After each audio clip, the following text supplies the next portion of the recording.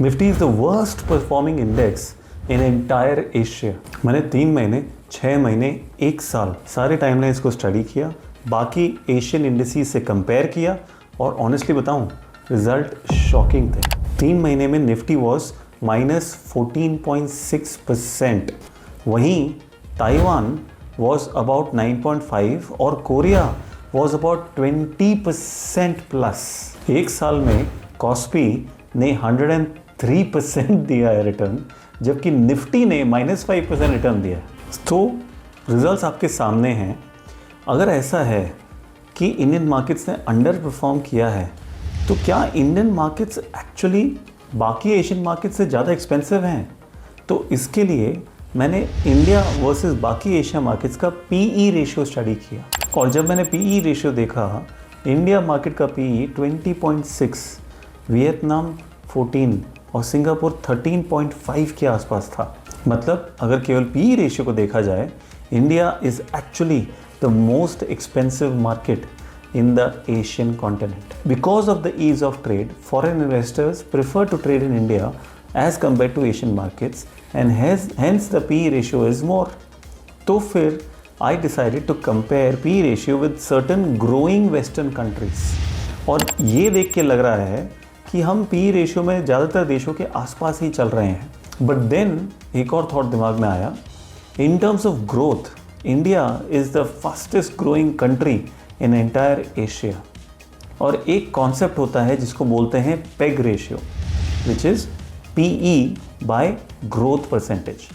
Stocks के terms में अगर मैं कहूँ तो ये कहा जाता है कि जितना भी आपका ग्रोथ परसेंटेज है ईयर ऑन ईयर, उतना ही अगर आपका पीई हो तो ये नॉर्मल है। तो इंडिया के केस में ग्रोथ क्या होती है? ग्रोथ है जीडीपी का। तो अगर इंडिया के पीई को जीडीपी ग्रोथ से डिवाइड किया जाए, the result is about 3.1, almost the cheapest peg in the entire Asian continent except Vietnam. Peg ratio basically आपको ये दिखाता है कि आपकी ग्रोथ को कितना प्रीमियम मिल रहा है, और ये देख के ऐसा लग रहा है कि इंडिया एक्चुअली, क्योंकि इतनी फास्ट ग्रोइंग कंट्री है, the PE is justified.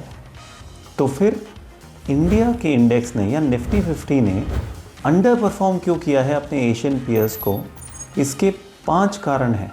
Let me explain. India की निफ्टी 50 में कोई एआई नहीं, कोई चिप मेकिंग कंपनी नहीं, कोई सैमसंग नहीं, TSMC नहीं। तो दुनिया आज की तारीख में एआई और सेमीकंडक्टर चिप्स में हर जगह पैसा डाल रही है। यहाँ तक कि कॉस्पी के इंडेक्स में 50% वेट इन्हीं कंपनीज का है। दूसरा कारण, इंडिया का मोर देन 85% ऑयल बाहर से आता है, और हर $10 का इंक्रीज ऑयल में इंडिया के लिए 3 से 4 लाख करोड़ का एक्स्ट्रा एक्सपेंडिचर है। तीसरा कारण, रुपी ने 84 से 95 तक का फॉल दिया है, about 13% fall in a very short time. इस फॉल की वजह से फॉरेन इन्वेस्टर्स के डॉलर रिटर्न्स बहुत बुरी तरह इम्पैक्ट हुए हैं। उन्होंने स्टॉक मार्केट में भले ही पॉजिटिव रिटर्न कमाया हो, करेंसी में एक बहुत बड़ा नेगेटिव रिटर्न लिया है।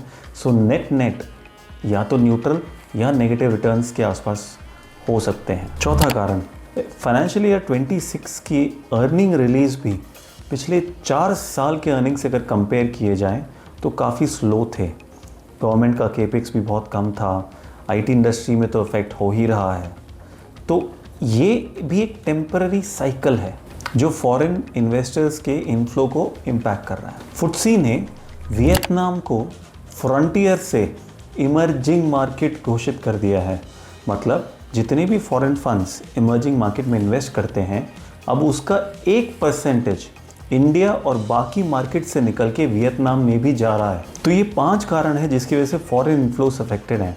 एक और इम्पॉर्टेंट बात बता दूं, निफ्टी का मार्च 2026 का पीई अबाउट 19.6 था, जबकि पिछले 10 साल का एवरेज अबाउट 23.4 रहा है। मतलब अपने एवरेज से भी 12% सस्ता। और पिछले 10 साल में अपने एवरेज पी से इतना कम निफ्टी 2 बार ही गया है, एक कोविड के वक्त और दूसरा रशिया यूक्रेन वॉर के वक्त। मैं आपको कोई एडवाइस नहीं दे रहा, पर एक पैटर्न बता रहा हूँ। जब निफ्टी अपने हिस्टोरिकल एवरेज के पीई से भी वीक चल रहा हो, पर इकोनॉमी फंडामेंटली स्ट्रॉन्ग हो, आगे जाके एक लंबा बुल रन आ सकता है। बाकी अपनी रिसर्च आप खुद कर लो और ऐसे ही long term wealth creation insights के लिए चैनल फॉलो कर लो, नोटिफिकेशन ऑन कर लो और ये वीडियो अपने फ्रेंड को ज़रूर भेजना जो निफ्टी 50 के रिटर्न्स देख के कंफ्यूज्ड है कि हमारा इकोनॉमी या हमारा इंडेक्स परफॉर्म क्यों नहीं कर रहा।